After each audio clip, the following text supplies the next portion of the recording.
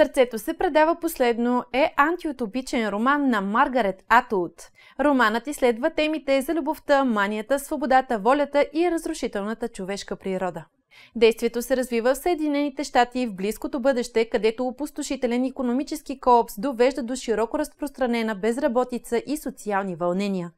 Главни герои са Стан и Шармейн, млада семейна двойка, която се бори да оцелее. Така те решават да станат част от социален експеримент, който им предоставя работа, дом и живот в безопасна среда. Единственото условие е през месец участниците да напускат домовете си и да заемат мястото си на затворници в затвора Позитрон.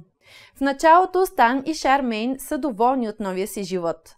Но скоро започват да осъзнават, че нещата не са толкова прости, колкото изглеждат, защото затворът е брутален и дехуманизиран, а хората там са безмилостни. Романът "Сърцето се предава последно" разкрива мрачна и обезпокоителна визия за бъдещето и за това колко е опасно да се откажеш доброволно от свободата си.